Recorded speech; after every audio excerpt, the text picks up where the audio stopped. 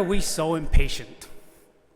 We see this in traffic, we see this in the grocery store, and even in church.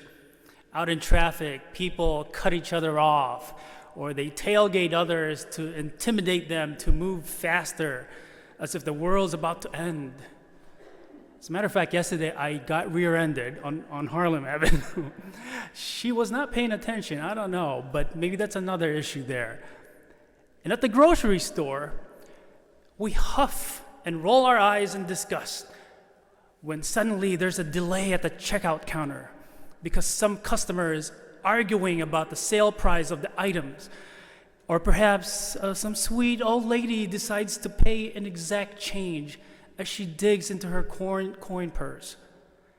And in church, some feel the urge to leave immediately after communion. I see this all the time, and not here, not because we're in pandemic times, I don't know, it's been different. But in Catholic parishes in general, there are people who just leave immediately after communion. They're so in a hurry, and they do it regularly. They don't sit and finish the Mass. Or sometimes people complain that the homily is too long, or there's music, etc., etc. Now, I gotta be honest though, even I don't have the patience for a long homily where the preacher just keeps talking and talking and never lands the plane.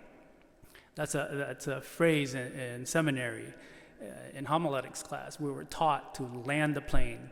Have a good takeoff, have a good flight, but land the plane. Stop taking off because you're gonna lose people's attention.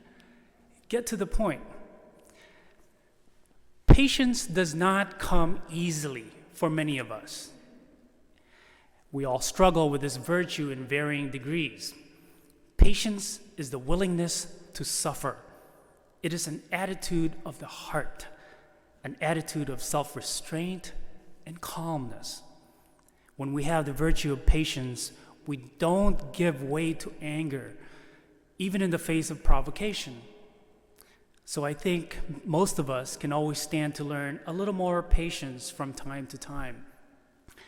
This is why cultivating patience in the garden is so transformative, because we have no choice but to wait for plants to grow in their own sweet time, no matter what we do. So just think of those tiny little seeds that we heard in today's gospel, because they hold so much hope and potential. The parables help us to marvel over God's creative genius.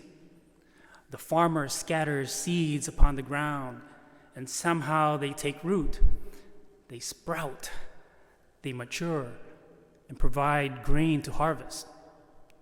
A seed, like the mustard seed that Jesus presents, seems so insignificant. But once it becomes full-grown plant, it's substantial enough to provide shelter for birds, and it becomes a thing of beauty. And true beauty with a purpose has depth and soul. We may feel sometimes that we are tiny little seeds with many needs and have little to offer to those around us. We might even believe that making a grandiose mark on the world is something relegated only to the exceptionally gifted. But that's not true.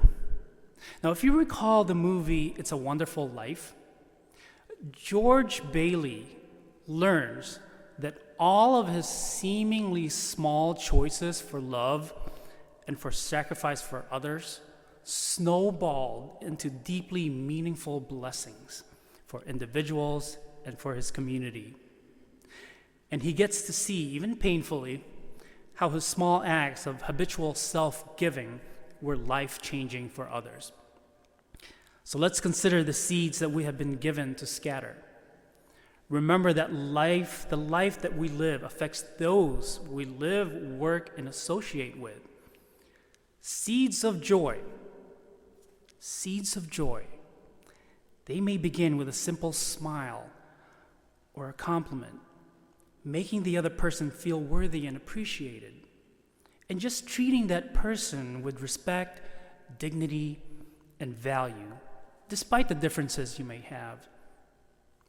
Seeds of mercy might come in the form of forgiving someone's debt that can boost someone to become more self-sufficient or to have a conversion of the heart and soul. Seeds of compassion could be donating to a very worthy cause or just being a listening ear to someone in need.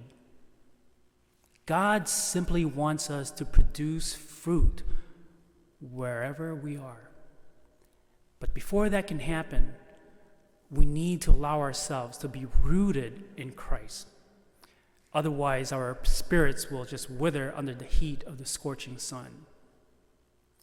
But to do that, it will take faith and a whole lot of patience.